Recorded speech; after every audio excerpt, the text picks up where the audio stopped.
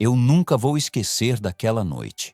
A estrada de terra, o farol cortando a poeira, e eu com a cabeça latejando, repetindo em silêncio a mesma frase. Acabou. Minha vida acabou. Eu tinha acabado de sair de uma audiência de divórcio em São Paulo.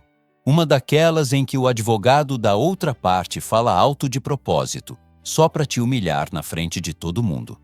Entrei no carro, dirigi horas quase no automático, e quando vi, já estava na porteira do sítio que foi do meu pai, lá no interior. Quando desci do carro, o silêncio do mato me deu um soco no peito. Só os grilos, uns cachorros ao longe e o cheiro de terra molhada.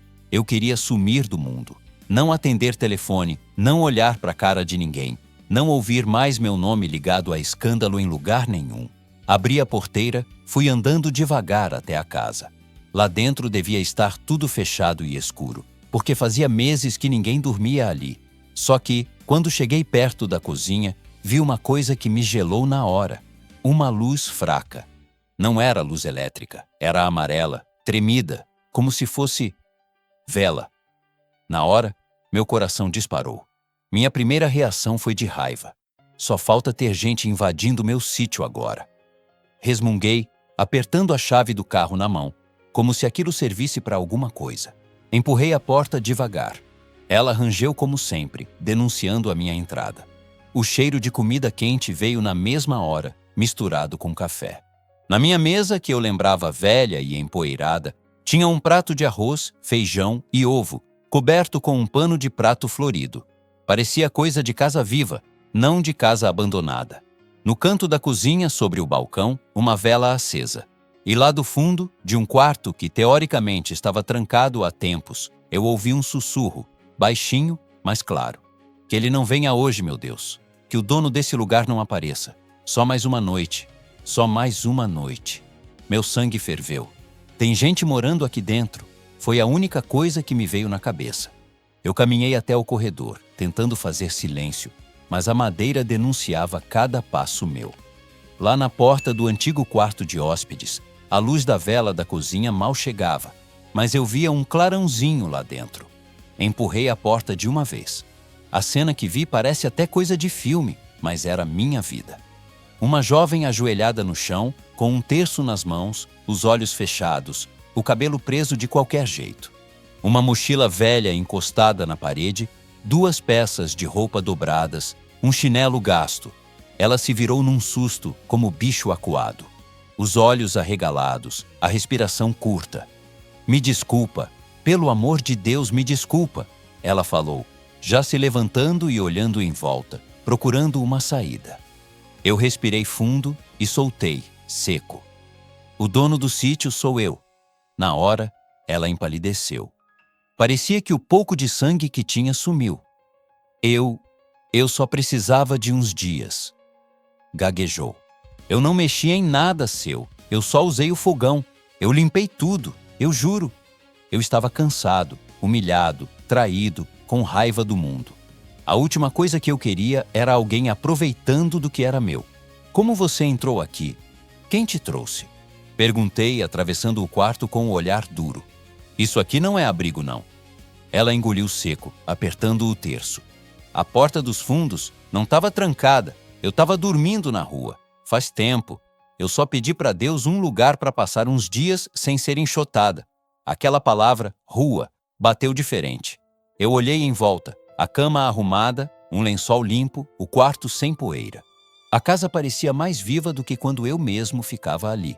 Mas eu estava cego pela mágoa que carregava da audiência, da minha ex-mulher, da imprensa, de tudo. Antes de continuar, deixa eu te pedir uma coisa. Escreve aqui nos comentários de que cidade você está me ouvindo e como você está se sentindo hoje. Eu gosto de imaginar onde essa história está chegando, se é na sua sala, na sua cozinha, numa cama de hospital, num ônibus. Isso faz diferença para mim. Volto para a cena. Você tem documento? Perguntei, quase num tom de delegado. Tenho, mas está tudo velho. Ela abaixou a cabeça. Meu nome é Luísa. Eu sou órfã. Órfã. Uma palavra simples, mas que carrega um mundo de coisa. Eu, que cresci ouvindo minha mãe falar de caridade na igreja, Deveria ter sentido compaixão na hora, mas a ferida do abandono era maior. Olha, Luísa, eu não sei o que você passou na vida, mas isso aqui é propriedade privada, eu disse, duro. Você não pode simplesmente entrar na casa dos outros e fazer de conta que é sua. Ela respirou fundo com os olhos marejados. Eu sei. Eu tentei abrigo, tentei emprego. A senhora que me ajudava morreu. Eu fiquei sem lugar. Eu achei que esse sítio estava abandonado. Eu só pedi a Deus uns dias. Ela acha que Deus atende pedido invadindo o sítio dos outros. Pensei, amargo. Fiquei alguns segundos em silêncio, medindo a situação. Se eu chamasse a polícia, iam descobrir que eu estava ali. Jornais locais, talvez até fofoqueiro da capital, iam adorar. Milionário em meio a divórcio flagra moradora de rua no sítio da família. Eu não queria mais manchete nenhuma com meu nome. Você comeu essa comida aí? Perguntei, apontando na direção da cozinha. Fiz para mim, mas deixei para o senhor, se o senhor chegasse. Respondeu enxugando o rosto com as costas da mão. Minha avó dizia que casa vazia fica triste. Eu senti um nó na garganta, mas disfarcei. Tá, você vai ficar aqui hoje, só hoje. Amanhã eu vejo o que faço com você. Falei desse jeito mesmo, como se ela fosse um problema, não uma pessoa. E nem pense em mexer em nada meu sem permissão. Ela assentiu, aliviada por não ser posta para fora naquela hora. Obrigada, moço. Obrigada mesmo. Sussurrou, apertando o terço de novo. Naquela noite, eu deitei na cama do meu antigo quarto tentando convencer a mim mesmo de que estava fazendo só o mínimo. Mas a imagem dela de joelhos, pedindo para Deus que o dono do sítio não aparecesse, não saía da minha cabeça. Eu ainda não sabia, mas aquela invasora tinha tudo a ver com uma dívida suja que a minha família deixou para trás. E essa descoberta ia virar minha vida de cabeça para baixo. E você, sinceramente, no meu lugar, naquela primeira noite, você teria expulsado Luísa ou deixado ela ficar? Para você entender por que aquela menina ajoelhada mexeu tanto comigo, eu preciso voltar um pouco no tempo. Porque eu não nasci milionário, não, viu? Eu nasci foi com o barro grudado no pé. Eu cresci num bairro simples de uma cidadezinha do interior de Minas. Meu pai era daqueles homens duros, de pouca conversa, que saía cedo para trabalhar na firma de construção e voltava à noite com cheiro de suor e cimento. Minha mãe era o coração da casa. Costurava para fora, fazia doce para vender e ainda arrumava tempo para rezar o terço à noite, sentada na beira da cama chamando a gente para ir à missa no domingo. A gente não tem muito, meu filho, mas tem nome limpo e fé em Deus, ela sempre dizia. Eu cresci ouvindo isso. E talvez por ouvir tanto, eu jurei para mim mesmo que ia dar uma vida melhor para eles. Esse sempre foi meu discurso. Quando eu tinha uns 18 anos, apareceu uma oportunidade de ir para São Paulo trabalhar numa construtora como auxiliar de escritório. Não pensei duas vezes. Minha mãe fez uma mala pequena, colocou 2 camisas melhores, uma foto nossa na frente da igreja e um terço. Leva isso, João, ela falou me entregando o terço. Nas horas difíceis, aperta e fala com Deus. Eu prometi que ia voltar rico, daquele jeito arrogante de menino que não sabe nada da vida. São Paulo me engoliu de primeira. Ônibus lotado, pensão apertada, fila para tudo, gente de todo lado. Mas também me mostrou uma coisa. Quem trabalha muito e tem um pouco de cabeça pode crescer. Eu chegava antes de todo mundo, saía depois, aprendia com os engenheiros, com o pessoal do financeiro, perguntava, observava. Com o tempo, virei braço direito do dono da construtora. Ele gostou do meu jeito focado, como ele dizia, e foi me dando moral. Você tem futuro, João, mas tem que pensar grande, ele falava. E eu pensei. Fiz curso técnico à noite, depois faculdade de administração parcelada em 1000 vezes, comendo marmita fria em cima de pilha de papel. Fui crescendo, até que, depois de um tempo, entre sociedade aqui, comissão ali, investimentos em imóveis acolá, quando eu vi, eu já tinha dinheiro. Muito mais do que eu imaginava ter na vida. Foi quando eu comprei de volta o sítio do meu pai, que estava todo enrolado em dívida. Ele já tinha falecido. Eu falava para minha mãe, agora a senhora não precisa se preocupar com nada. Sua velhice está garantida. E ela só respondia, só não esquece de quem você é, meu filho. Mas eu esqueci. No meio desse processo, eu conheci a Carla. bonita, daquelas que chegam num lugar e todo mundo olha. Trabalhava numa agência de publicidade, vivia em evento, festa, restaurante da moda. Quando ela aceitou sair comigo, eu me senti o tal. Rapidamente o namoro virou casamento. Festa grande, igreja chique, fotógrafo, vídeo, tudo que tinha direito. Parecia cena de novela. No começo, era tudo perfeito. Viagens para a praia, fim de semana em resort, jantares caros. Eu queria compensar a infância simples. Queria mostrar para o mundo e para mim mesmo que eu tinha vencido. Eu postava foto, ela postava mais ainda. Casal do ano, diziam. Só que junto com o dinheiro veio a soberba. Eu comecei a achar que tudo se resolvia com Pix, com cartão, com presente caro. Parei de visitar minha mãe com frequência. Inventava que estava sem tempo. Ia à missa só em casamento de amigo. O terço que ela me deu ficou esquecido na gaveta de um criado mudo qualquer. Carla gostava da vida boa e eu dava. Mas ela não gostava da minha parte simples, da minha origem. Amor, não precisa falar que seu pai era peão, né? Ela me disse uma vez, antes de uma festa. Isso pega mal com alguns clientes. Aquilo doeu, mas eu engoli. O tempo foi passando e o casamento foi ficando mais frio. Eu trabalhava cada vez mais para manter um padrão que nem sei se era meu ou se era só para os outros verem. Ela saía com amigas, viajava sem mim, sempre com uma desculpa. Até que um dia, a verdade veio na lata. Eu cheguei mais cedo em casa depois de uma reunião cancelada. Quando abri a porta do apartamento, ouvi risada. Risada de homem e de mulher. Fui entrando devagar até o quarto. Não preciso te contar detalhes, né? Você sabe o que eu encontrei. Eu, que um dia prometi para mim mesmo honrar a minha família, ali, de pé, assistindo minha esposa com outro homem na cama que eu paguei. Depois da cena, vieram as desculpas, as brigas, os advogados. E aí começou o massacre público. A versão dela vazou antes da minha. De repente, eu era o marido frio, ausente, controlador, egoísta. Ela dizia que se sentia presa, dava entrevista, chorava diante da câmera dos amigos influenciadores. Eu virei meme. Milionário tóxico, marido de fachada. Homem que só ama o próprio dinheiro. Na audiência de divórcio, o advogado dela falava alto, como se estivesse num palco, não numa sala de fórum. Minha cliente viveu anos de opressão emocional, senhor juiz. E eu ali, sentado, engolindo seco, como se toda a minha história tivesse sido escrita por outra pessoa. Quando o juiz deu a palavra para mim, eu não consegui falar tudo o que queria. Sabe quando o nó na garganta não deixa? Eu só pedi que fosse justo, só isso, justiça. Saí daquela sala me sentindo menor do que quando cheguei em São Paulo pela primeira vez, com mala na mão. Só que agora eu tinha algo que antes não tinha, uma fortuna e um vazio enorme. Entrei no carro, desliguei o celular para não ver mensagem de ninguém e a única coisa que eu pensei foi: eu vou sumir, vou pro sítio, lá ninguém me conhece, ninguém me aponta o dedo.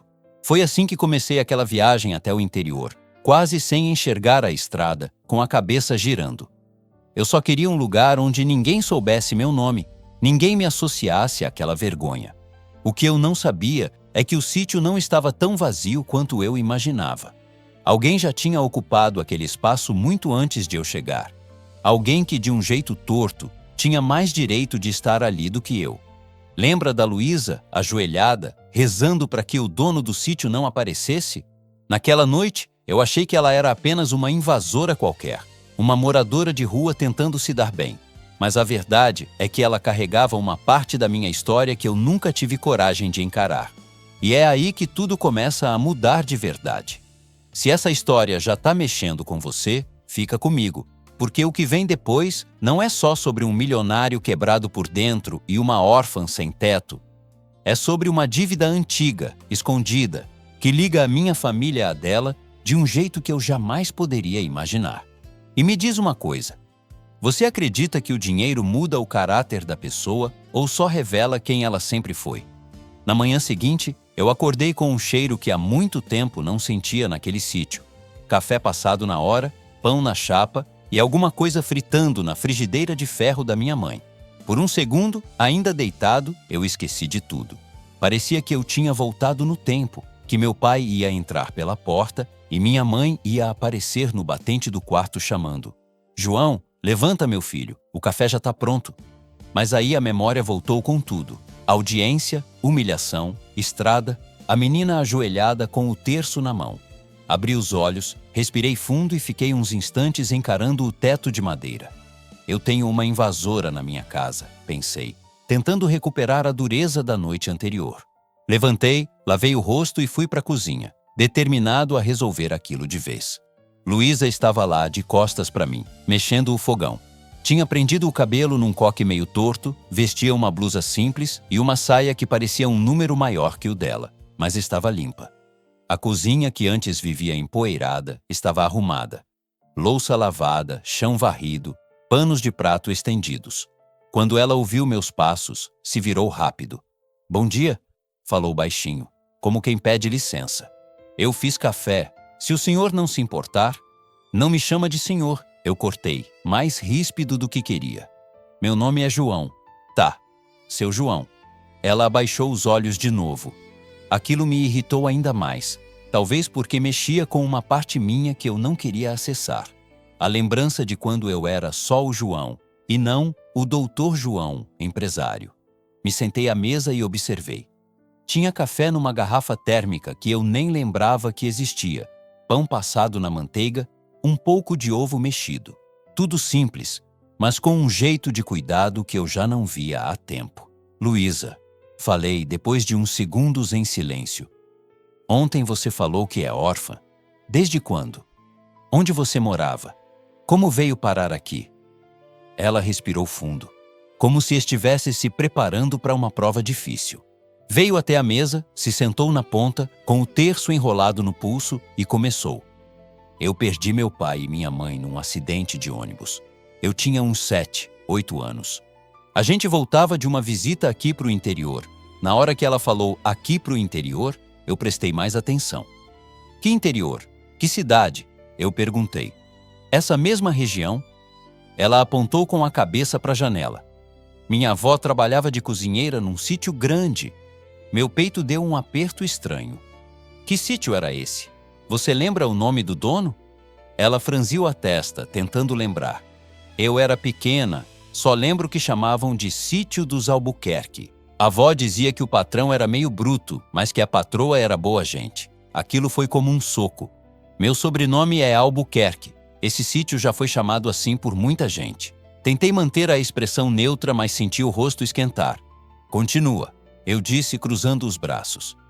"A avó trabalhava de cozinheira e arrumadeira." Luísa prosseguiu. "Minha mãe ajudava nas coisas da casa também, mas não era registrada. Meu pai trabalhava numa obra grande, de prédio, na cidade. Ele sempre dizia que um dia a gente ia ter uma casinha só nossa." Ela engoliu seco. "Aí um dia, voltando dessa obra, o ônibus caiu numa ribanceira. Morreram vários. Meus pais estavam no meio. Eu fechei os olhos por um instante. Acidente de ônibus com operários de uma obra. Aquilo não me era estranho. Eu já tinha ouvido essa história, mas de um jeito bem diferente, numa reunião fria de diretoria. E depois disso? Perguntei, tentando manter o tom prático. Depois disso, a avó foi atrás de indenização, de direito, essas coisas. Ela mexia o terço com os dedos, nervosa. Disseram que a empresa ia pagar, que estava vendo, que era para esperar. A avó esperou, esperou e nada. Disseram que faltava papel, que ela assinou uma coisa errada. Eu não entendia muito. No fim, ela morreu sem ver dinheiro nenhum. A gente foi de favor em favor, até que ninguém quis mais. Ela deu de ombros, como quem já se acostumou a não esperar muito da vida. Aí, quando a avó ficou doente, ela pedia muito para voltar para esse sítio onde ela tinha trabalhado. Dizia que aqui era o único lugar onde ela tinha se sentido respeitada de verdade, pela patroa, não pelo patrão. Falava o nome dela, Dona Helena. Eu senti um nó na garganta.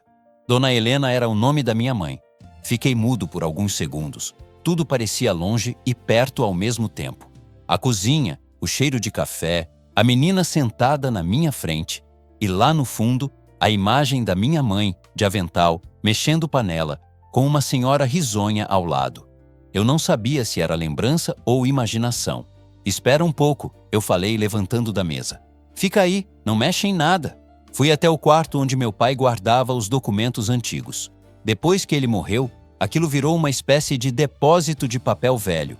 Abri uma caixa de papelão pesada, cheia de pastas. Comecei a remexer, nervoso, sem saber exatamente o que procurar. Contratos, escrituras, notas fiscais e no meio uma pastinha de plástico meio amarelada, escrita à caneta. Acidente Obra 2003. Abri. Lá dentro, cópias de boletins de ocorrência, lista de mortos, correspondência com o advogado. Entre os nomes, 2 me chamaram a atenção: José Carlos da Silva e Maria das Dores da Silva. Pai e mãe da menina Luísa. Eu murmurei, sentindo as mãos suarem. Na mesma pasta, havia uma folha grampeada, escrita Acordo Extrajudicial. Lá dizia que a empresa se comprometia a pagar um certo valor à família das vítimas, mas ao lado, um carimbo enorme, pendente, documentação não entregue. Eu sabia o que aquilo significava. Significava que alguém, em algum momento, tinha decidido que valia mais a pena empurrar aquele processo com a barriga do que pagar o que era justo. E eu não podia dizer que meu pai não sabia. Voltei para a cozinha com a pasta na mão. Luísa me olhou assustada, como se eu tivesse encontrado prova contra ela. Eu posso ir embora se o senhor quiser. Eu só... Falei para não me chamar de senhor. Interrompi ainda ofegante. Luísa, olha para mim. Ela levantou os olhos, cheios de medo. Coloquei a pasta em cima da mesa e puxei uma cadeira. Tirei de dentro um papel dobrado, antigo, que estava junto dos outros. Quando desdobre, meu coração quase parou. Era uma foto. Uma foto da cozinha desse mesmo sítio, anos atrás. Minha mãe, mais nova, de avental, abraçada a uma senhora de pele morena, sorriso largo, lenço na cabeça. E ali do lado, uma menina pequena, de vestido simples, segurando um pão na mão. Você conhece alguém dessa foto? Perguntei, tentando controlar a voz. Luísa pegou a foto com cuidado, como se tivesse medo de rasgar. Quando ela viu, o queixo tremeu. É minha avó Lourdes, sussurrou, passando o dedo sobre o rosto da senhora. E essa aqui, sou eu, pequena. Naquele instante, alguma coisa dentro de mim quebrou.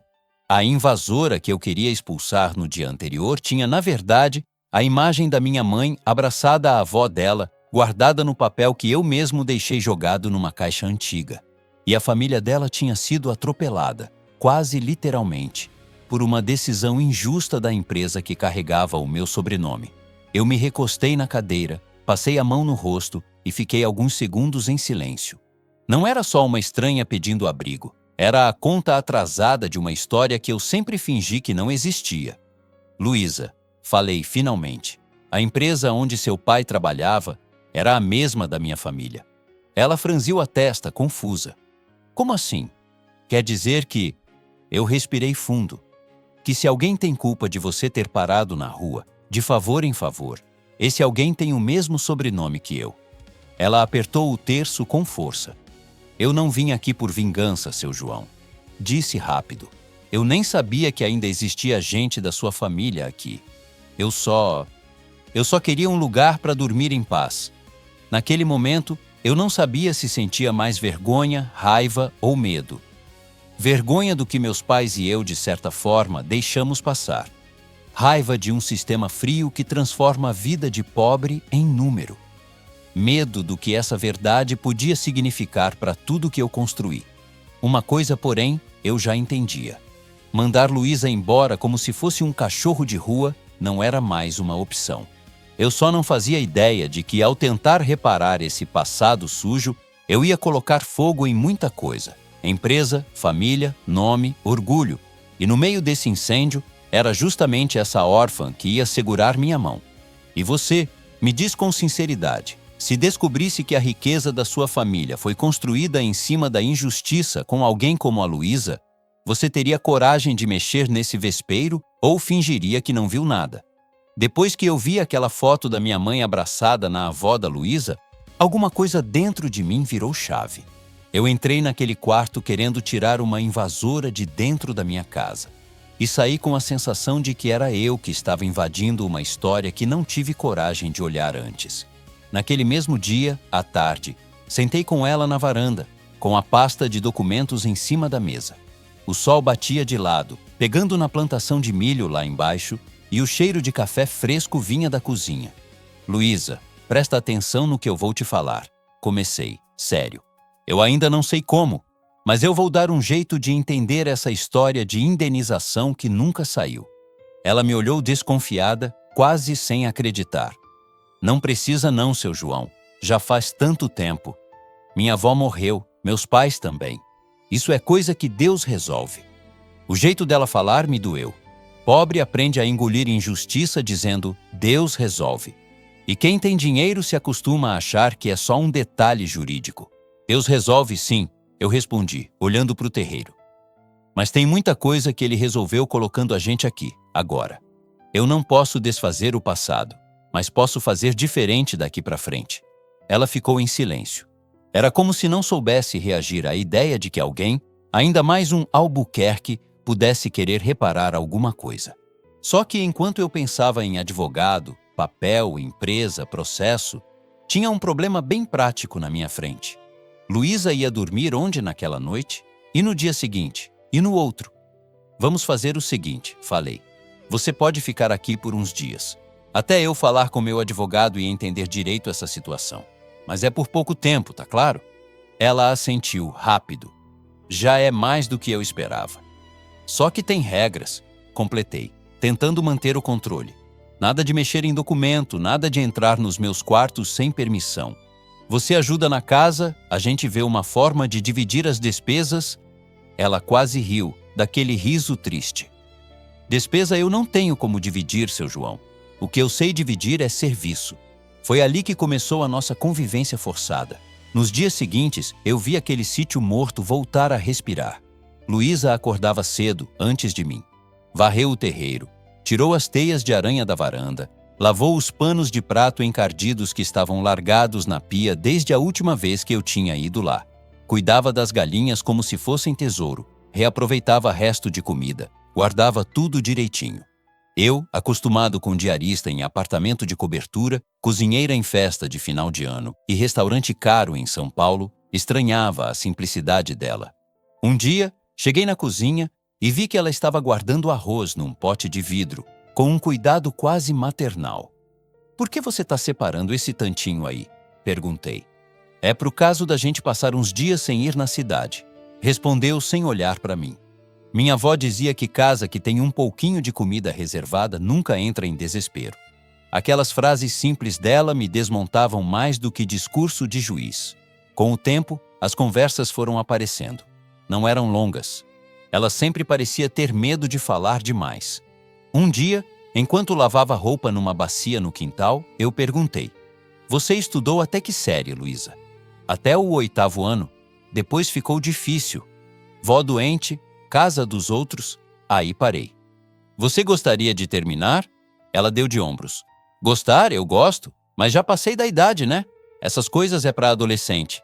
Eu pensei em quantas vezes eu, com dinheiro no bolso, tinha reclamado de curso porque era longe ou porque o professor era chato. E ali estava uma menina de 19 anos achando que perdeu a vez de aprender. Enquanto isso, a cidade... a cidade. Cidade pequena não precisa de internet para espalhar notícia. Um carro diferente na rua já é assunto para a semana toda. No terceiro dia, eu precisei ir até o mercadinho para comprar algumas coisas. Não dava mais para viver de resto de despensa. Chamei Luísa para ir comigo, até para ela escolher o que sabia cozinhar melhor. Assim que estacionei a caminhonete na frente do mercado, senti os olhares. O dono da venda, seu Orlando, que me conhecia de criança, abriu um sorriso meio engessado.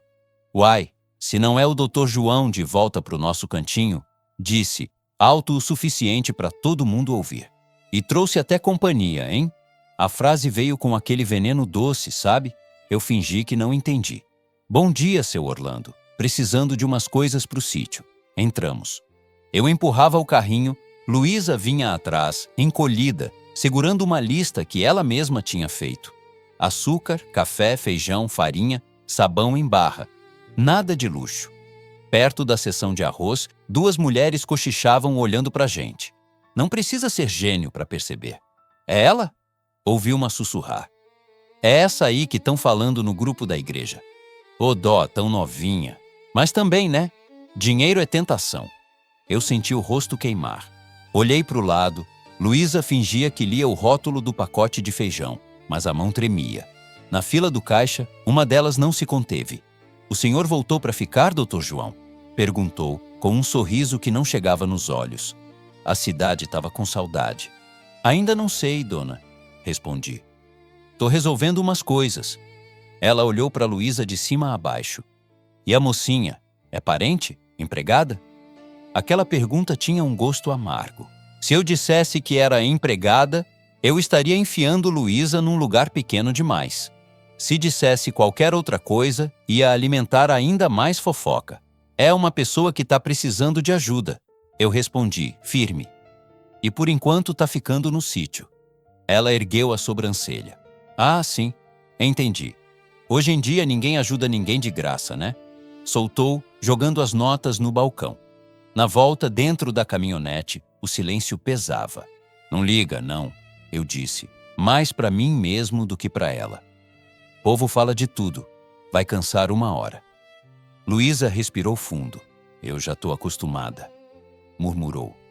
"Só não queria atrapalhar o senhor." "Senhor", de novo. "Você não está me atrapalhando." Falei, sério. "O que está atrapalhando aqui é uma história mal resolvida que começou muito antes de você nascer. Quando chegamos no sítio, eu fiquei uns minutos sentado na varanda, olhando para o horizonte. Eu tinha dinheiro, tinha bens, tinha advogado, mas não tinha controle nenhum sobre o que o povo ia dizer de mim. E pela primeira vez, aquilo não me afetava só por causa da minha imagem, mas por causa de alguém que eu queria proteger. Eu ainda não sabia, mas aquela convivência, aquela cozinha compartilhada, aquele mercado cheio de olhos, eram só o primeiro teste. Ainda ia aparecer gente da minha própria família para jogar na minha cara o passado, a fé, a moral e me botar contra a parede. E você, seja honesto comigo. Se a cidade inteira começasse a falar de você por causa de alguém que você decidiu ajudar, você continuaria do lado dessa pessoa ou se afastaria para evitar problema? 2 dias depois daquela ida ao mercado, eu estava na varanda, mexendo no celular sem muita vontade de falar com ninguém, quando ouvi o barulho de um carro parando lá fora. No sítio, qualquer motor diferente parece sirene. Levantei, fui até a porteira. Quando vi quem desceu, meu coração deu um misto de alegria e apreensão. Tia Lourdes. Tia Lourdes era a irmã mais nova da minha mãe. Baixinha, gordinha, cabelo preso num coque, saia abaixo do joelho e uma bolsinha de pano atravessada no peito. Aquelas mulheres que você bate o olho e já lembra de igreja, fogão de lenha e conselhos. Meu Deus do céu, João. Ela abriu os braços. "Olha o estado desse menino." Ela me abraçou forte, como se eu ainda tivesse 12 anos. Eu respirei o cheiro de talco e sabonete simples e quase desabei ali mesmo. "Quem te contou que eu estava aqui, tia?" perguntei, tentando disfarçar a emoção. Ela deu um sorriso de lado. "João, meu filho, cidade pequena, né? Um diz que te viu na venda, outro que te viu no posto, outro manda mensagem, e ainda falaram que você tá acompanhado." Fechei os olhos um segundo. Acompanhado. A fofoca já tinha chegado nela, claro. "Entra, tia. A gente conversa lá dentro." Levei ela até a cozinha. Luísa estava lavando a louça do almoço, de costas. Quando ouviu os passos, se apressou em enxugar a mão no pano e virou, meio sem jeito. "Boa tarde", falou baixinho. "Quer um café?" Tia Lourdes analisou a cena como só tia antiga sabe fazer, dos pés à cabeça, sem disfarçar. O olhar dela alternava entre mim e a menina. "Boa tarde, minha filha", respondeu, mas a voz vinha dura. "Você é quem?" Eu sou a Luísa", ela respondeu, encolhendo os ombros. "Tô ajudando aqui no sítio?" "Ajudando?" Tia Lourdes virou para mim. "João, posso falar com você lá fora um minutinho?" O minutinho de tia nunca é só um minutinho. Saímos para a varanda. Ela cruzou os braços, me encarou com aquele olhar de mãe substituta. "Me conta direito. Quem é essa menina? O que ela tá fazendo aqui? A cidade tá em polvorosa, falando que você trouxe..." "Tia", interrompi. "Eu sei o que estão falando, mas não é nada disso." Expliquei por cima que Luísa não tinha família, que tinha vindo parar ali sem ter para onde ir. Não contei tudo de cara.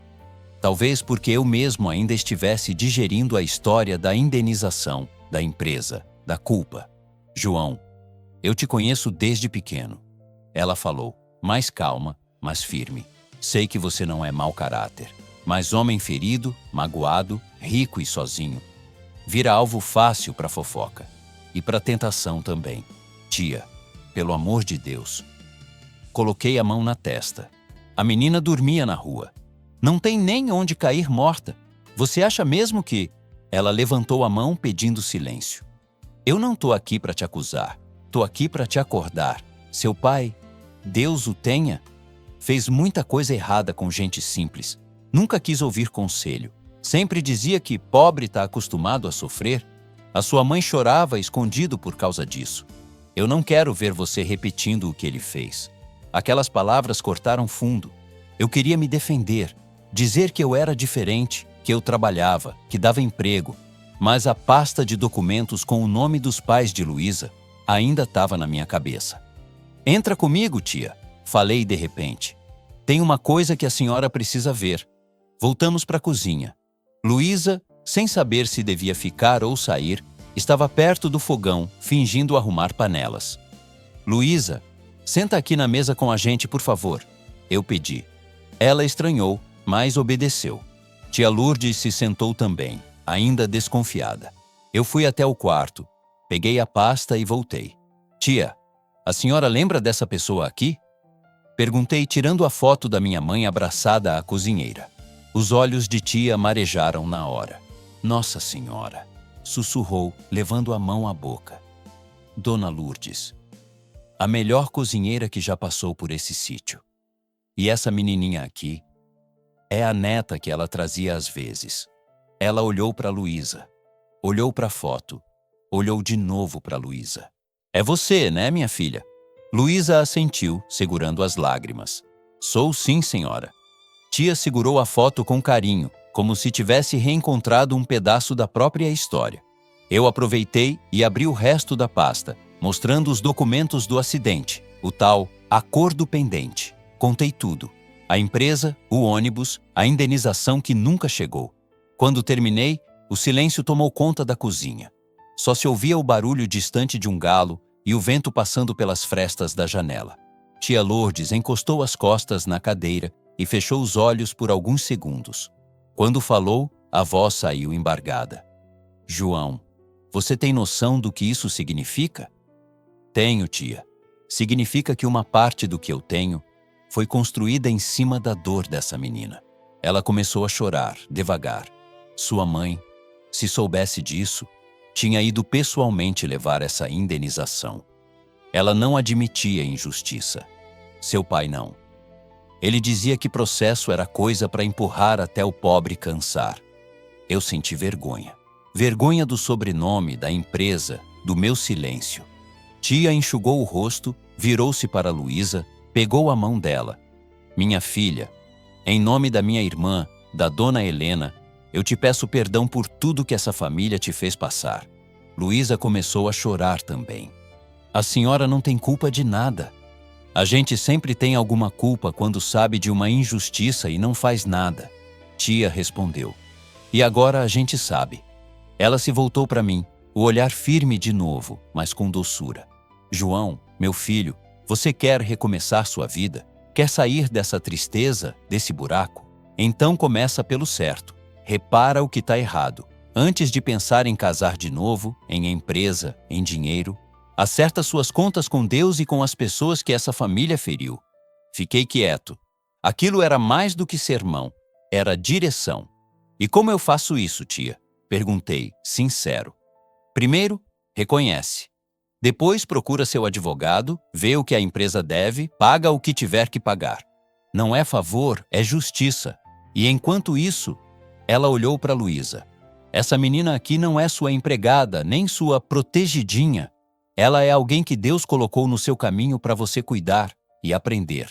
Naquela noite, depois que tia Lourdes foi para o quarto de hóspedes e Luísa para o dela, eu fiquei sozinho na sala, com a luz apagada.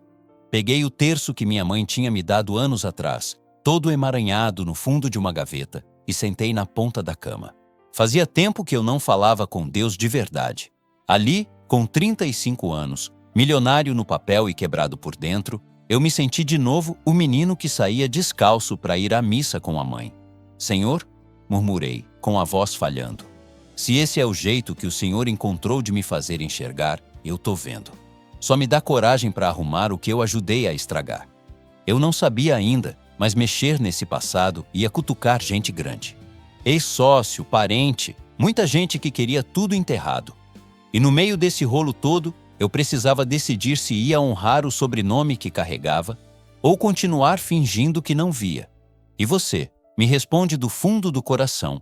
Já aconteceu de um conselho de alguém mais velho, simples e de fé, mudar completamente o rumo da sua vida? Você ouviu ou ignorou? Nos dias que vieram depois da conversa com tia Lourdes, eu tomei uma decisão. Ou eu encarava aquele passado sujo, ou eu ia passar o resto da vida fugindo de mim mesmo. Liguei para o Gustavo, meu advogado de confiança, aquele que cuidava das minhas coisas em São Paulo. Gustavo, eu preciso que você levante para mim tudo sobre um processo antigo. Falei direto. Acidente com ônibus de operários, obra de 2003. Empresa do meu pai, construtora Albuquerque. Quero saber por que a indenização não foi paga. Nome das vítimas, tudo. Ele estranhou. João, por que mexer nisso agora? Isso deve estar prescrito. Se não deu em nada até hoje é porque alguém resolveu empurrar até o pobre cansar, Gustavo. Cortei. E eu tô cansado é de me beneficiar disso. Vê isso pra mim, por favor. Do outro lado da linha, silêncio. Depois ele respondeu. Tá bom, eu vou olhar. Mas se tiver coisa grande aí, você sabe que não é só sua família que vai se incomodar, né? Tem muito peixe envolvido. Eu sabia. E confesso, me deu medo. Mas pela primeira vez, o medo não foi suficiente para me paralisar. Alguns dias depois, Gustavo subiu para o interior com uma pasta na mão e aquela cara de quem tem notícia pesada.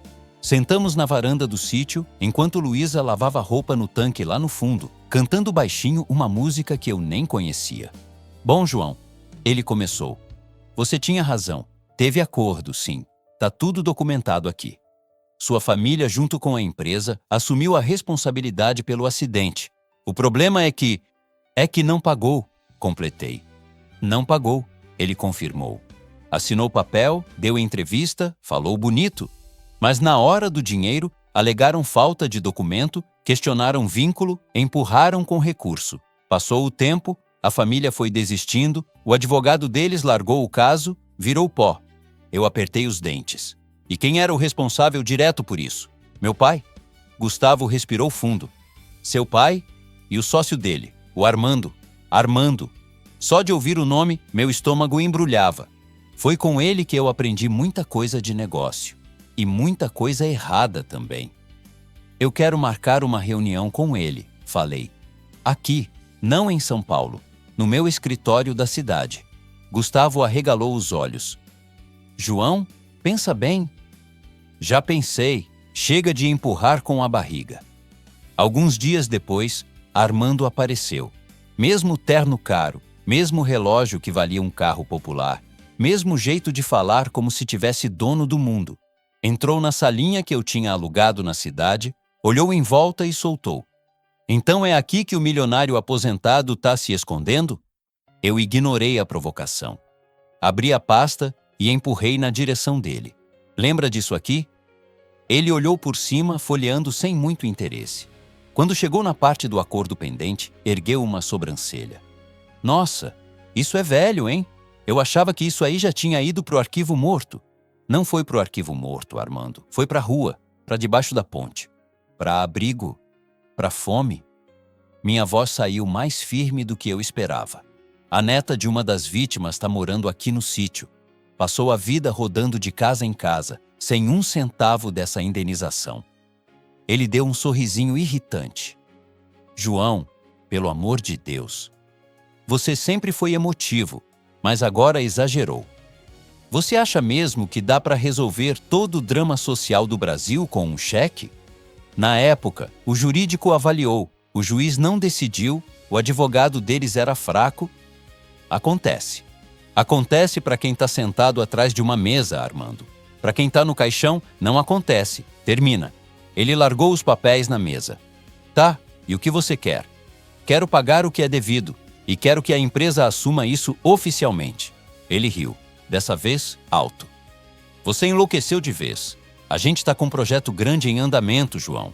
Imagina reabrir caso antigo agora, cair em rede social, jornalistas, blogueiro militante. Você já está queimado com esse seu divórcio?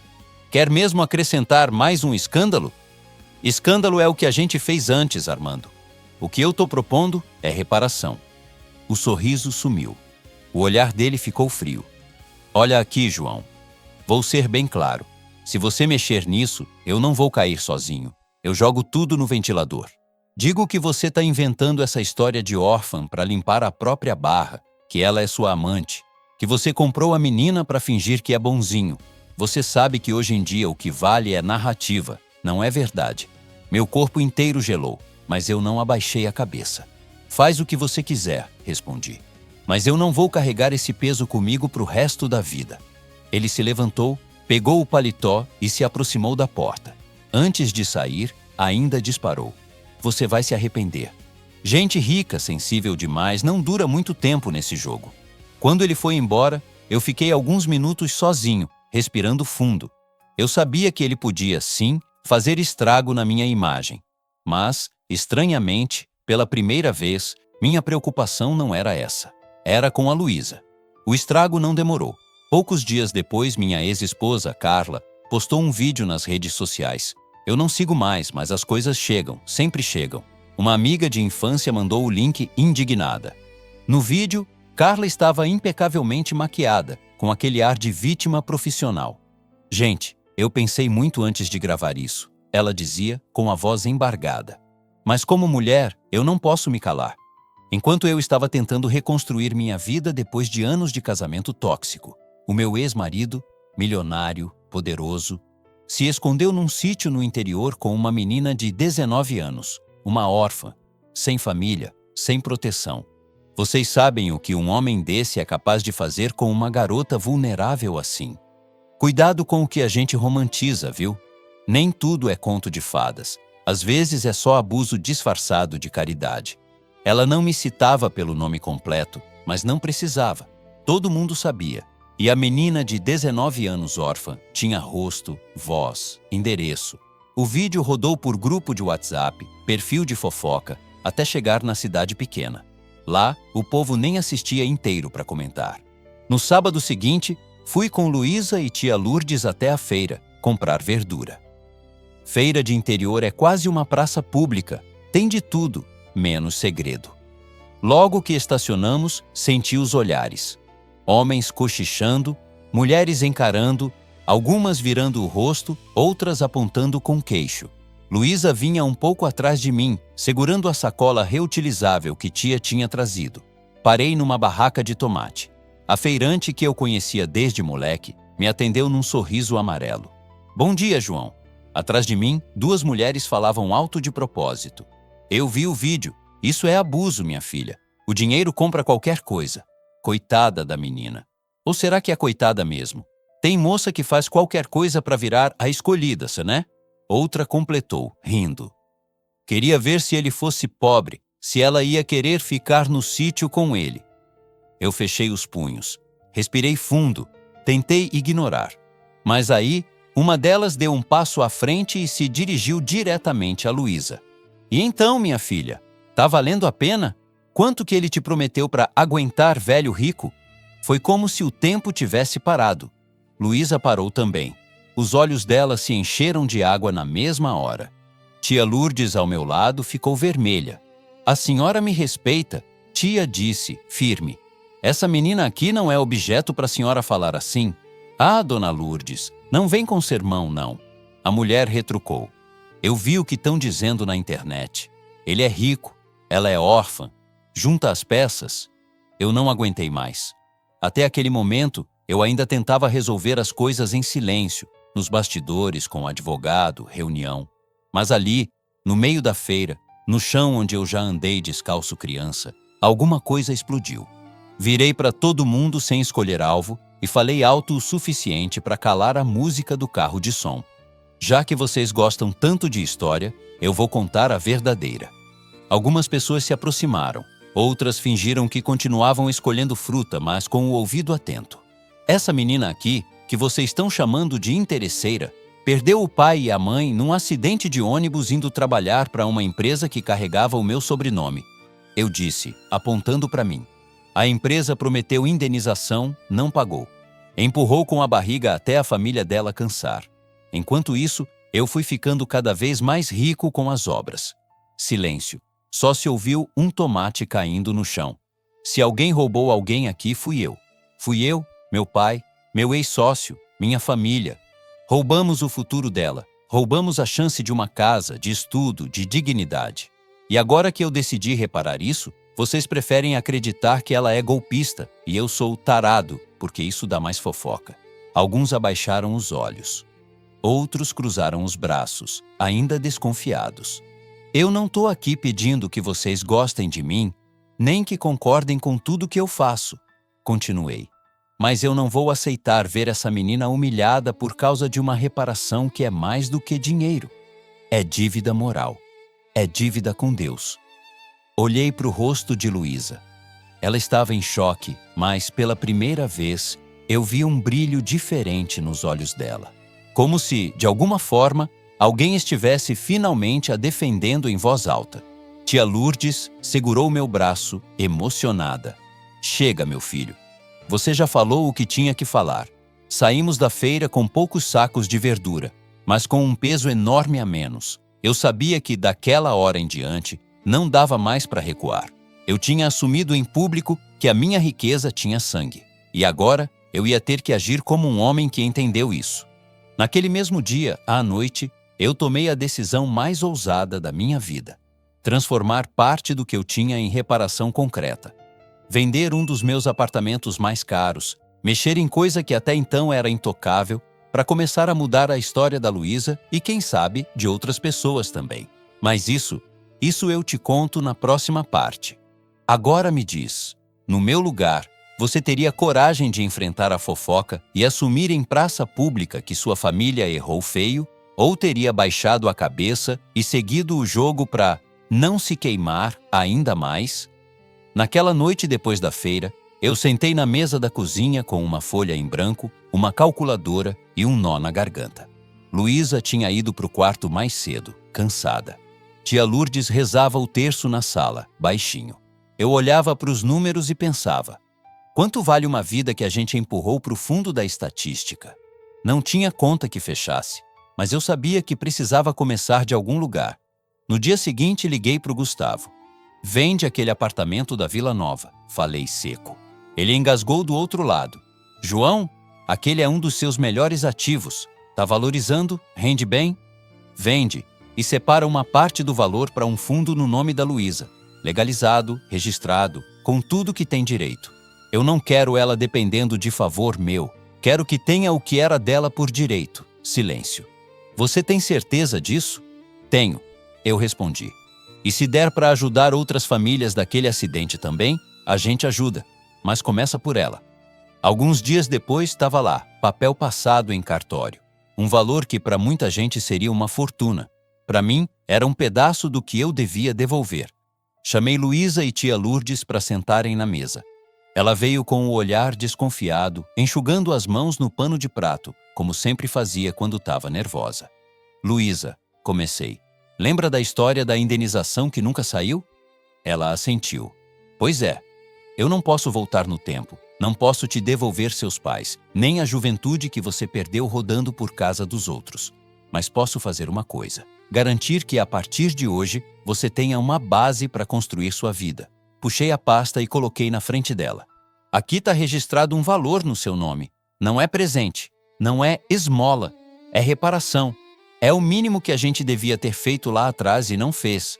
Ela arregalou os olhos. Abriu a pasta devagar, como se qualquer movimento mais brusco fosse rasgar o papel. Quando entendeu do que se tratava, começou a balançar a cabeça. Não, eu não posso aceitar isso, seu João. É muito... Primeiro, para de me chamar de seu João. Eu sorri de canto. Segundo, você não só pode, como deve. Isso não sai do meu bolso por bondade.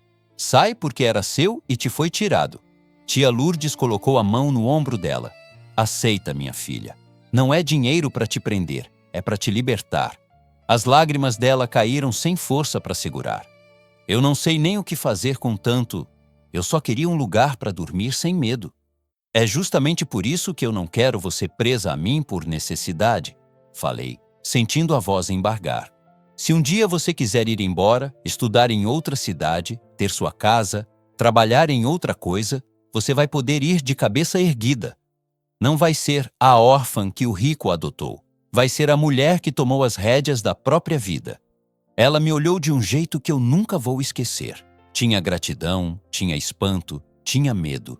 E tinha um carinho que começou a mexer comigo de um jeito diferente. Nos dias que seguiram, a rotina mudou um pouco, mas a simplicidade continuou. A diferença é que, agora, cada passo que a gente dava parecia ter um propósito. Primeiro, fomos até a escola estadual da cidade saber sobre o EJA, o supletivo. A diretora olhou para Luísa com um sorriso sincero quando ouviu a história dela, sem entrar em fofoca. Nunca é tarde para estudar, minha filha, ela disse. A gente tem turma à noite. Você pode começar semana que vem. Na saída da escola, Luísa caminhava em silêncio ao meu lado, abraçada a uma pasta de plástico com os formulários. O que foi? Perguntei. Tá arrependida? Ela deu uma risadinha tímida. Não, é que eu nunca me imaginei voltando para a escola. Sempre achei que esse bonde já tinha passado. De vez em quando, Deus manda o bonde de volta, viu? Eu disse olhando para o céu. Às vezes até com acento reservado. Ela sorriu. E aquele sorriso simples, sem maquiagem, sem filtro, foi ficando perigoso para um coração que já estava meio em ruínas. À noite, tia Lourdes fazia questão de rezar o terço com a gente. Vamos agradecer pelo dia, ela dizia, e pedir juízo para amanhã. Eu, que tinha abandonado a fé por anos, me vi de novo sentado na sala contando ave-marias. E não vou mentir, aquilo foi me ajeitando por dentro. Não é que os problemas sumiam, mas eu deixava de achar que carregava tudo sozinho. O tempo foi passando e as datas especiais foram chegando. No Natal, a gente montou um presépio simples na estante, com as mesmas imagens antigas da minha mãe. Fizemos ceia com frango assado, farofa, salada de maionese, rabanada, nada de luxo. Mas teve uma coisa que fazia tempo que eu não via numa mesa minha: oração antes de comer. Senhor, obrigada pela comida, por esse teto e por essa família que o Senhor está juntando aqui, mesmo que não seja de sangue. Tia Lourdes rezou, emocionada. Eu e Luísa trocamos um olhar na palavra família. Era estranho e bom ao mesmo tempo. No ano novo, em vez de festa em resort, ficamos no sítio. Fogos só dos vizinhos mais animados. À meia-noite, Luísa abraçou tia, depois veio até mim, meio sem jeito. Feliz Ano Novo, João. Feliz Ano Novo, Luísa. Que seja o primeiro de muitos diferentes. Conforme os meses passavam, ela foi se soltando. Voltava da aula à noite contando das matérias, dos colegas. Tem gente lá com 40, 50 anos, sabia? Dizia, animada. Eu achando que estava velha demais aos 19. Tá vendo? Eu respondia. Sobrou até para você se sentir novinha na turma. Às vezes eu ficava na porta da escola, encostado na caminhonete, esperando ela sair. E me pegava sentindo orgulho, como se cada prova que ela fazia fosse um tijolo sendo recolocado na casa que derrubaram lá atrás. No meio disso tudo, um sentimento começou a crescer dentro de mim. Não era mais só culpa, nem só vontade de reparar. Era algo mais suave, mais perigoso. Eu me pegava observando o jeito dela prender o cabelo, o cuidado ao colocar um prato na mesa, a forma como defendia os outros na sala de aula, segundo ela mesma contava. Eu lutava contra aquilo. Ela tem 19 anos, você, 35. Eu repetia na cabeça. Ela é órfã. Você é o cara que carrega o sobrenome de quem destruiu a vida dela. Não confunde as coisas. Mas o coração não faz conta como a calculadora. E eu via pelos olhares dela que, de alguma forma, eu também era mais do que o dono do sítio ou o homem rico que ajudou. Tinha um respeito, um cuidado ali e algo que nenhum dos dois tinha coragem de nomear. Para completar, a cidade começou a se acostumar com a nossa presença. A fofoca nunca some, mas vai perdendo a força. Na festa junina da paróquia, por exemplo, eu e Luísa ajudamos na barraca da canjica e do quentão sem álcool. Tia Lourdes puxava todo mundo para a quadrilha. "Olha o casal da canjica!" gritou o locutor da festa sem maldade. A gente se olhou, riu sem graça, mas dançou. Pé com pé, mão com mão, fogueira acesa. Eu sentia a mão dela tremer um pouco na minha.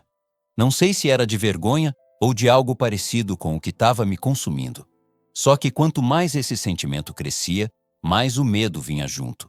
Medo de estar me aproveitando. Medo do que os outros iam falar. Medo, principalmente, de atrapalhar o futuro que eu mesmo estava ajudando a construir para ela. Foi aí que eu fiz uma escolha que, na minha cabeça, parecia sensata. Criar distância. Voltar para São Paulo por uns dias. Resolver pendências da empresa. Colocar a cabeça no lugar. Eu só não imaginava que a distância ia quase se tornar definitiva. Que um acidente na estrada ia colocar tudo em risco. A reparação, a nova vida, o futuro e a chance desse amor nascer de vez. Mas isso eu te conto na próxima parte. Agora me responde do fundo do peito. Você acha que é possível nascer um amor verdadeiro entre duas pessoas tão diferentes, depois de tanta dor? Ou isso é coisa que só acontece em novela? No dia em que eu decidi ir embora para o bem de todo mundo, o céu estava diferente. Sabe aquele dia que começa pesado, um pouco nublado, que você sente que tem alguma coisa no ar, mas não sabe o quê? Era assim. Acordei cedo, antes mesmo do galo cantar. Fiquei um tempo sentado na beira da cama, olhando a mala aberta no chão. 2 mudas de roupa, pastas de documento, um notebook. Parecia viagem rápida de trabalho, como tantas que eu já tinha feito. Mas por dentro, eu sabia que era outra coisa. Fuga. Você precisa de distância, João. Eu repetia para mim mesmo. Distância para pensar. Distância para esse sentimento esfriar. Distância para não atrapalhar a vida da Luísa. Bati na porta do quarto da tia Lourdes. "Tia, posso entrar?" Ela já estava acordada, sentada na cama, terço na mão, óculos na ponta do nariz. "Pode, meu filho." Quando viu a mala, apertou os olhos. "Vai para onde?" "São Paulo. Tenho coisa da empresa para resolver. Coisa séria, com Armando, com advogado, essas coisas." Ela ficou alguns segundos em silêncio, como quem escuta mais do que minhas palavras. "E vai ficar quanto tempo?" "Não sei. Uns dias. Talvez semanas." Tia respirou fundo. "Só me promete uma coisa. Não usa essa viagem para fugir do que você está sentindo, João. Nem de culpa, nem de amor. A gente até engana os outros. Mas Deus e o coração não dá." Eu desviei o olhar. "Tia, a última coisa que eu quero é que a Luísa se confunda. Ela é nova, está reconstruindo a vida. Eu sou o cara que está ajudando, sou mais velho. Não quero misturar as coisas." Ela sorriu de leve. "Você fala como se as coisas não estivessem misturadas há muito tempo, meu filho. Mas vai. Se é para ir, vai com Deus. Só não esquece de voltar inteiro." Saí do quarto com a sensação de que ela sabia mais sobre mim do que eu mesmo. Na cozinha, Luísa já estava de avental mexendo o café. Quando viu a mala no corredor, ficou branca. "Você vai viajar?" "Vou", respondi, evitando encarar direto. "Preciso resolver uns assuntos da empresa em São Paulo. Não dá mais para empurrar." Ela segurou a xícara com força. E eu? Fico aqui?" "Fica. Você, tia Lourdes. Esse sítio é mais casa de vocês do que minha agora. Vai para aula", continua o supletivo. "Cuida das coisas. Eu volto assim que der." Ela baixou os olhos. Entendi. O silêncio que ficou entre nós dizia tudo o que nenhum dos dois teve coragem de falar. Na hora de sair, tia Lourdes fez o sinal da cruz na minha testa. "Deus te acompanhe na estrada e leva o terço da sua mãe no bolso. Lembra que não é só o carro que está em jogo, é sua vida." Eu ri, tentando quebrar o clima. "Tá bom, tia. Não precisa fazer testamento, não. Vou e volto." Luísa veio até o portão. "Boa viagem, João. Cuida de tudo para mim", respondi. "E cuida de você também." Nos nossos olhos tinha um "não vai" engasgado. Mas ninguém disse. Eu entrei na caminhonete, liguei o motor e fui. Pelo retrovisor, ainda vi a figura dela parada na porteira, abraçada ao próprio corpo, até sumir na curva da estrada de terra. A viagem até a rodovia foi tranquila. Só eu, o barulho do motor e um monte de pensamento bagunçado. Quando cheguei no asfalto, aumentei um pouco a velocidade. Queria resolver tudo rápido, voltar logo, ter a sensação de dever cumprido. Encontrei Gustavo no escritório em São Paulo. Tratamos de algumas pendências do caso com Armando, de contratos, de uma possível separação mais definitiva da sociedade. O clima era pesado.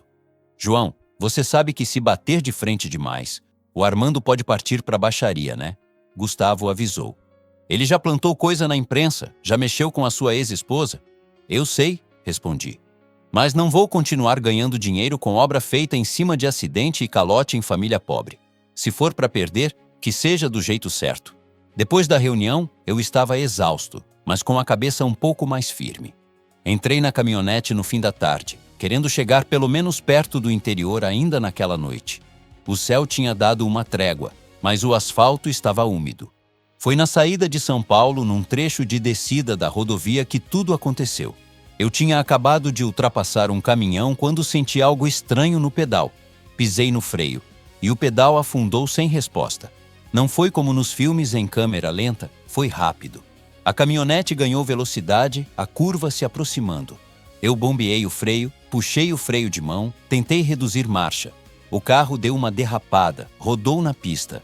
Lembro de ver luzes, buzinas, gente gritando. Depois, só o barulho seco de metal batendo e vidro estourando. No segundo antes de tudo escurecer, uma única imagem me veio à cabeça. Luísa na porteira, abraçada a si mesma. E uma única frase, meio pensamento, meio oração. Se eu sair dessa, Deus, me mostra o que é que eu tenho que fazer direito. O resto eu não vi. Eu soube depois. Soube que um caminhoneiro conseguiu desviar do pior, que a minha caminhonete bateu forte no guarda-rail e capotou. Soube que o resgate chegou rápido, que me tiraram das ferragens desacordado, cheio de corte e dor, mas vivo. E soube, pelo laudo mecânico que veio dias depois, que o sistema de freio havia sido mexido recentemente. Gustavo foi quem trouxe esse laudo até meu leito de hospital. Isso aqui não é desgaste, João, ele disse sério. Alguém adulterou seu carro. Eu não precisava de desenho. Armando tinha me avisado que eu ia me arrepender. Gente como ele não ameaça à toa. Mas antes desse laudo, antes de qualquer explicação técnica, teve uma cena que marcou minha alma mais do que a batida na estrada. A da Luísa sentada no corredor do hospital. Eu acordei realmente para a vida só alguns dias depois do acidente, já no quarto. Antes disso, era tudo neblina. Vozes, luz forte, cheiro de remédio. Mas mesmo nessas horas de meia consciência, eu sempre ouvia dois sons.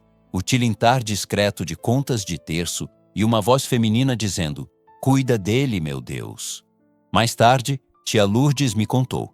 Quando ela recebeu a ligação do Gustavo, avisando do acidente, ficou sem chão. Pensou em pegar o carro de um parente emprestado, mas não tinha coragem de encarar a estrada sozinha. Foi Luísa que decidiu.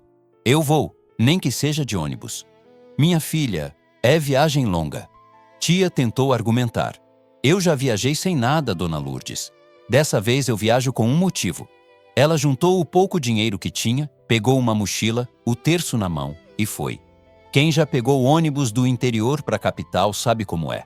Banco duro, gente falando alto, criança chorando, motorista correndo demais. Mas para ela, tudo isso virou detalhe. Cada quilômetro era uma ave-maria. Chegando no hospital, foi aquela peregrinação de sempre. É parente de quem? Só família pode entrar. Ele tá na UTI, moça. Não pode visita agora. Ela não tinha o mesmo sangue, não tinha o mesmo sobrenome. Aos olhos do papel, não era ninguém. Mas se sentou ali assim mesmo, no corredor, encostada na parede fria, e ficou. Reza, cochilo, notícia ruim, almoço barato na lanchonete, reza de novo. Quando alguma enfermeira passava, ela perguntava, "Ele tá vivo, né? Só me diz isso, ele tá vivo?" Tia Lourdes chegou no dia seguinte, com a ajuda de um primo que a levou de carro. Quando viu Luísa sentada no chão, roupa amarrotada, olheiras fundas, terço gasto entre os dedos, o coração apertou. "Minha filha, você veio sozinha?" "Vim. Eu não podia ficar lá sabendo que ele estava aqui." Tia se abaixou ao lado dela, passou a mão no cabelo da menina, como mãe faz. "Você sabe que podia não ser nada seu, né? Que ele podia ser só o patrão rico que pagou uma dívida antiga?" Luísa olhou para frente com os olhos cheios d'água. Eu sei, mas não é isso que ele é para mim. Foi aí que tia Lourdes disse a frase que depois ecoou dentro de mim como sino de igreja.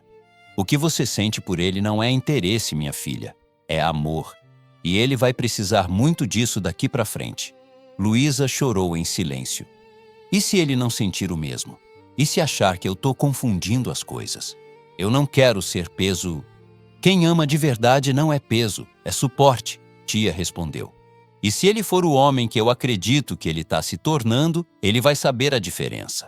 Naquele dia, elas não sabiam, mas, do meu jeito meio grogue, eu ouvia pedaços dessas conversas. A voz de Luísa chamando meu nome, a de tia dizendo que eu era teimoso, mas que Deus não tinha me trazido até ali para nada. Quando finalmente me tiraram da UTI e me levaram para o quarto, a primeira imagem que eu vi, ainda meio embaçada, foi a de Luísa dormindo sentada na cadeira, a cabeça tombada para o lado, o terço enrolado na mão e os olhos inchados de chorar. Eu tentei mexer os dedos. Ela percebeu o movimento, acordou assustada, depois sorriu com o rosto inteiro. João, você voltou. Naquele sorriso, naquele olhar, naquele você voltou, tinha tudo o que eu precisava saber. Não era pena, não era interesse, era amor. E ali, mais uma vez, eu fiz uma promessa silenciosa. Se eu saísse daquele hospital andando, eu não ia mais brincar com o coração dela, nem com o meu. Na próxima parte, eu te conto como foi encarar isso de frente. Assumir o que eu sentia, ouvir o que ela sentia também, e decidir se a gente ia ter coragem de viver esse amor à luz do dia, com tudo e todos contra ou a favor.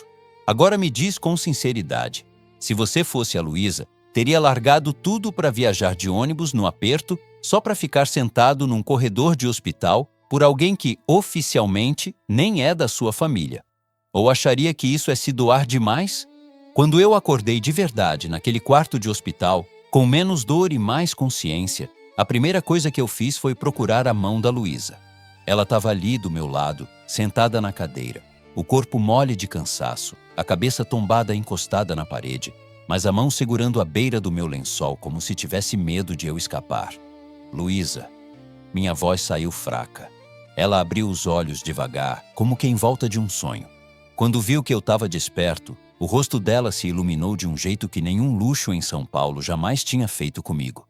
João, graças a Deus, ela falou, já com os olhos cheios d'água.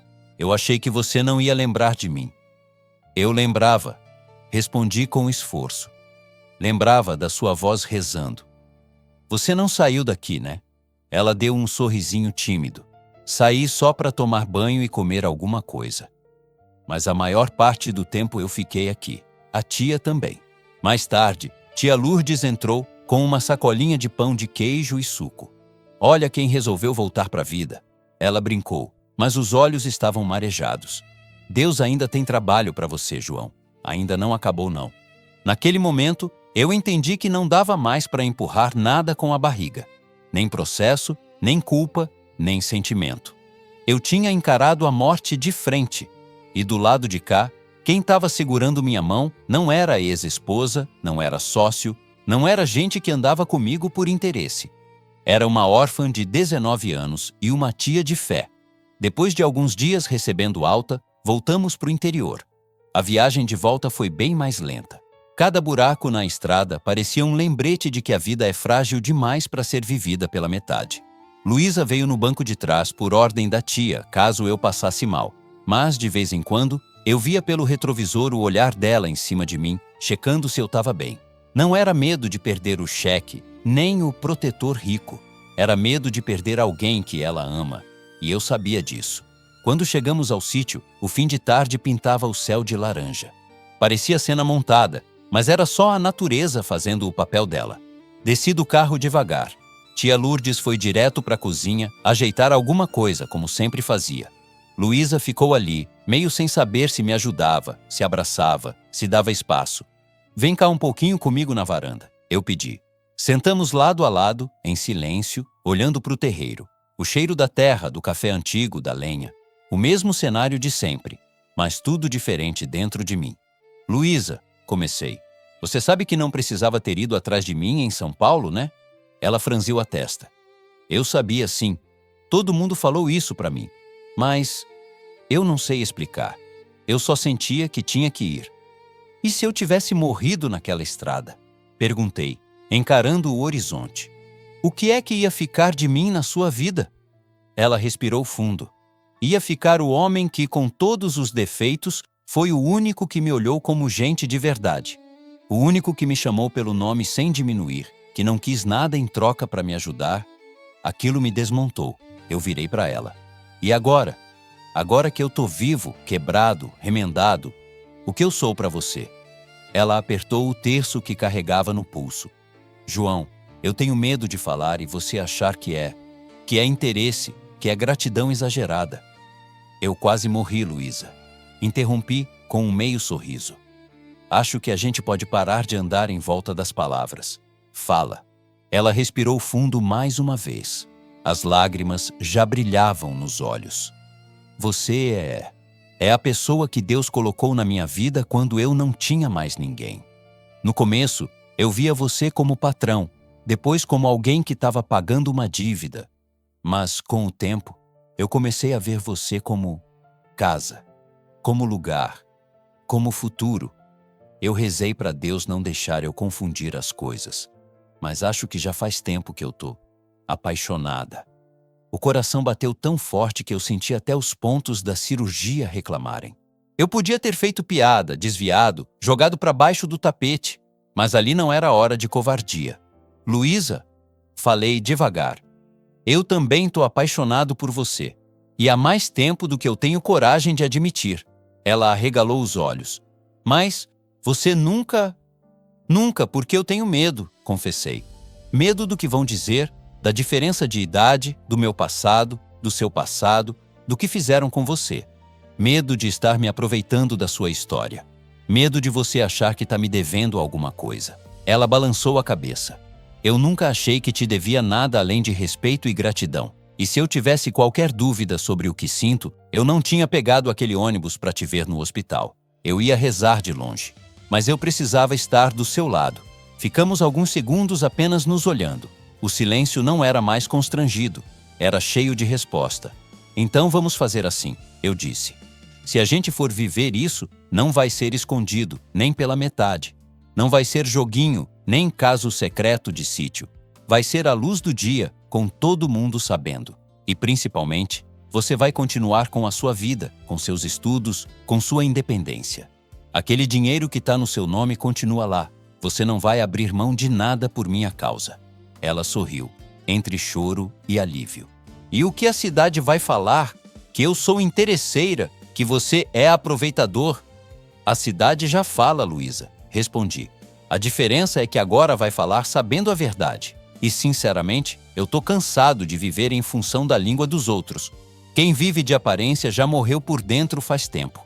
Naquele mesma semana, eu tomei outra decisão importante. Ir até a paróquia da cidade falar com o padre Antônio, que me conhecia desde moleque. Entramos na igreja numa tarde vazia. Só a luz amarela entrando pelos vitrais e o cheiro de vela queimada. O padre arrumava uns papéis perto do altar, de óculos na ponta do nariz.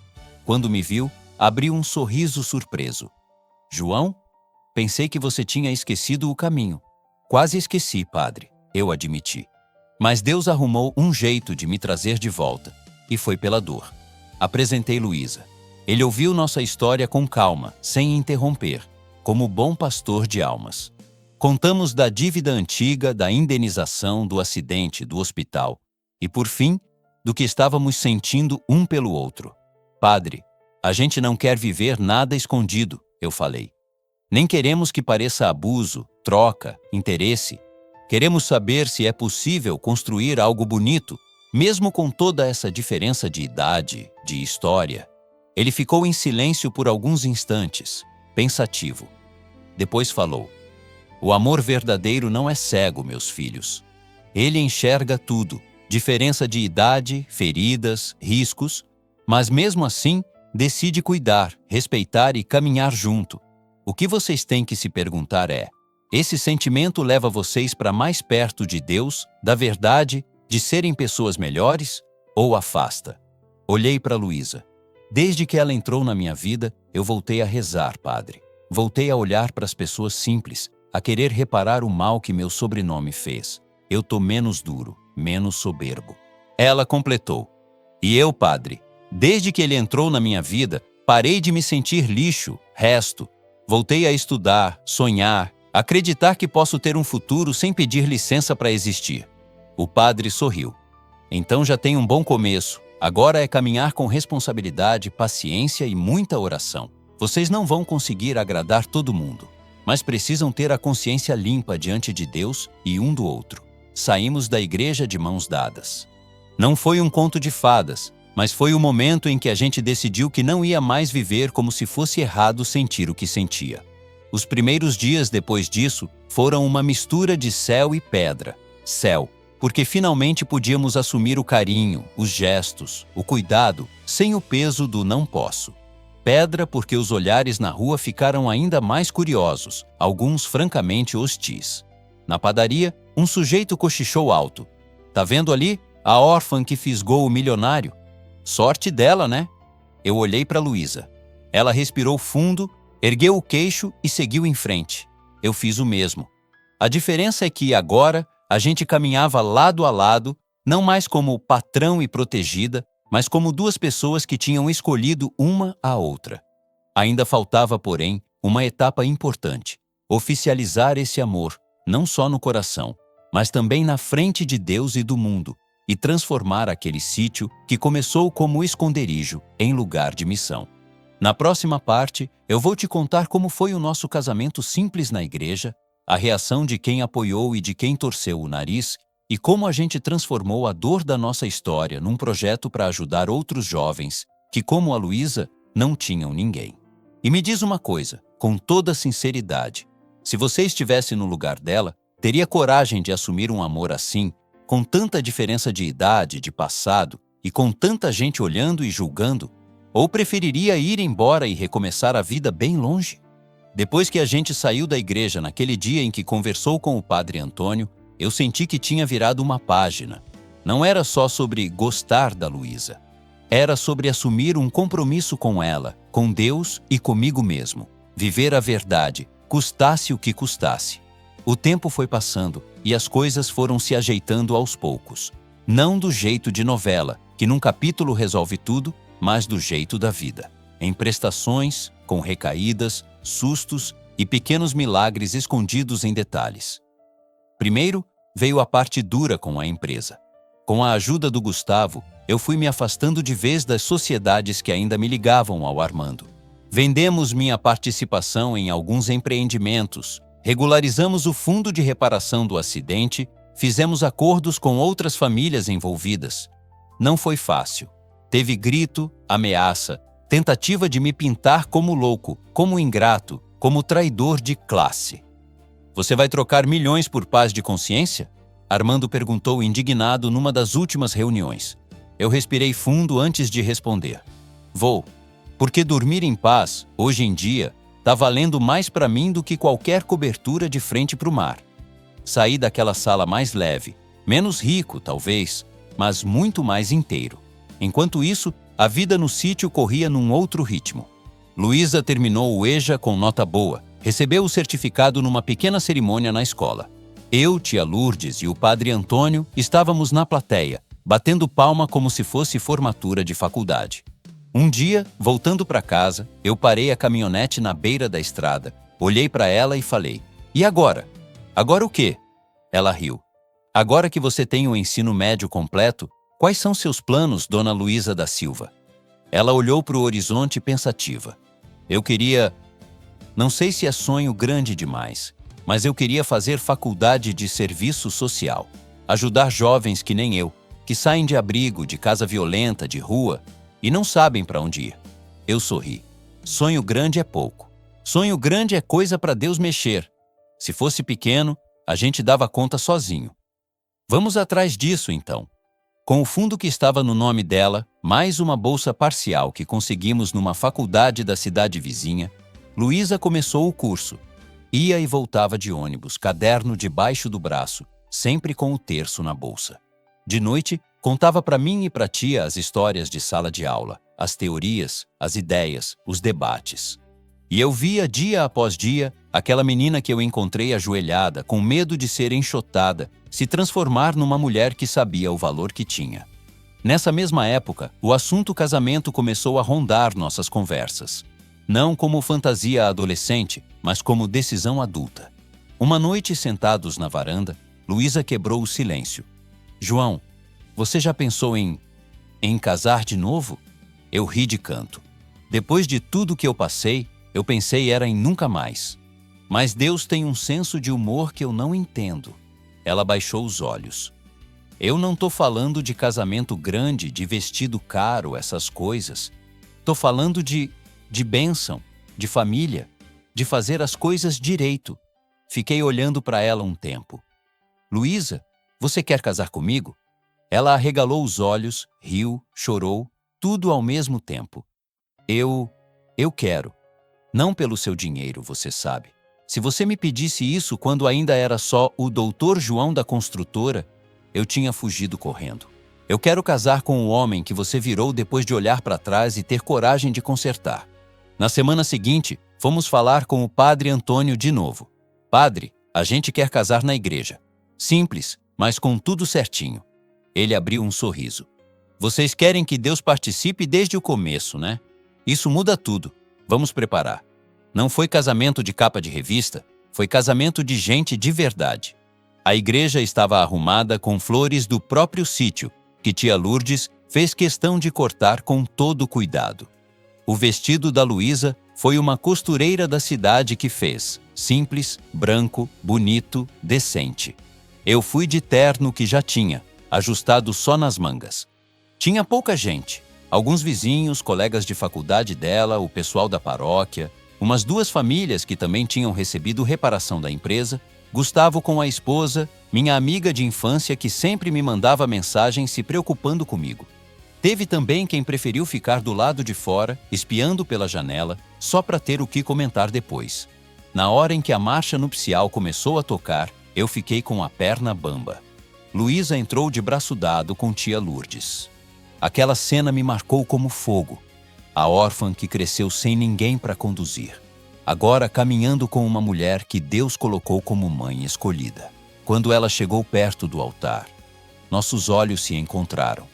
E eu pensei, se alguém me dissesse há uns anos que a maior alegria da minha vida ia ser ver uma menina pobre entrando de vestido simples numa igrejinha do interior, eu tinha rido na cara. O padre Antônio falou do amor que recomeça, da misericórdia, da reparação, da coragem de nadar contra a corrente. Falou que casamento não é prêmio de gente perfeita, mas remédio de gente que quer ser melhor. Na hora de dizer sim, minha voz engasgou. Eu, João, te recebo, Luísa, como minha esposa, e prometo ser fiel, na alegria e na tristeza. Ela repetiu com a voz tremendo. Eu, Luísa, te recebo, João, como meu esposo. Aquele meu esposo não dizia respeito só a nós dois. Dizia respeito a toda uma história quebrada que estava começando a ser colada. Depois da missa, assinamos os papéis no salão paroquial, com pão, bolo simples e café. Não teve champanhe caro nem carro de luxo na porta. Teve risada, abraço, cochichos, claro. Mas, acima de tudo, teve paz. Os meses seguintes foram de adaptação. Casamento não é passe de mágica. A gente continuava diferente em muita coisa. Eu, homem de 35 anos, cheio de manias, de traumas, de lembranças.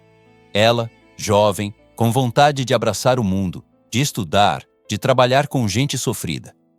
Brigamos algumas vezes, discutimos jeito de organizar a casa, ciúmes bobos, inseguranças. Mas em todas as brigas, a gente tinha uma regra. Nunca dormir sem pedir desculpa, sem pelo menos tentar se entender. E quando o orgulho queria falar mais alto, tia Lourdes aparecia na porta do quarto com um terço na mão. Reza um mistério cada um e depois conversa. Não tem casamento que aguente 2 cabeçudos sem joelho no chão, não. Com o tempo, aquele sítio deixou de ser só nosso lar para virar também missão. Um dia, depois de Luísa chegar de uma aula sobre políticas públicas para a juventude, ela sentou na mesa, empolgada. João, sabe o que eu fico pensando?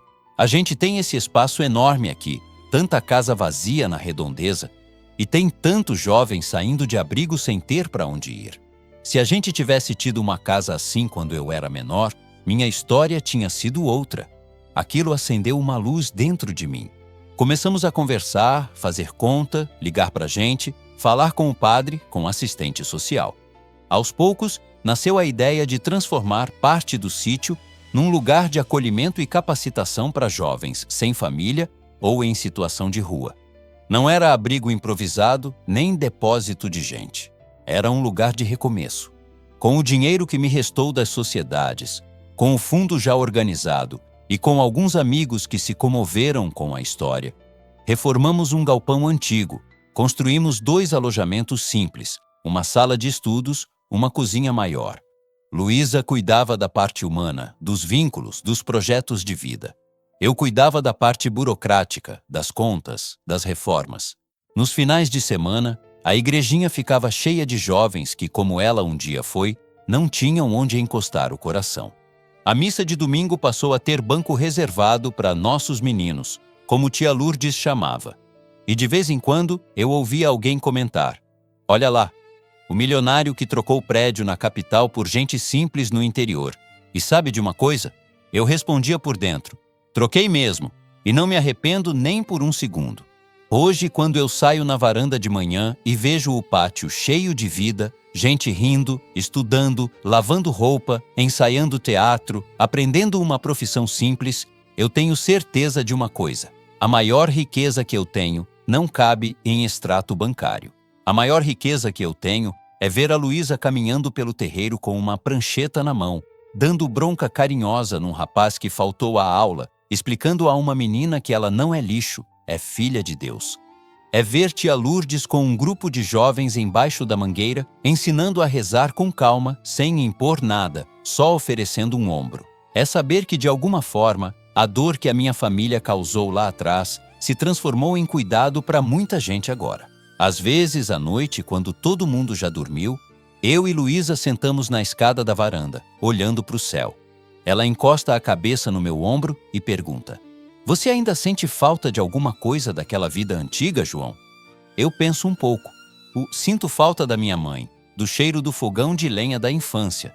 Mas isso, curiosamente, eu encontrei de volta aqui, com você, com a tia, com essa molecada toda correndo para lá e para cá. Do resto, não. Eu trocaria 10 vezes aquele luxo vazio pela vida que a gente tem hoje. Ela sorri, segura minha mão. Eu também. Eu trocaria todas as promessas vazias que já me fizeram por esse nosso pedacinho de chão, cheio de gente e de fé.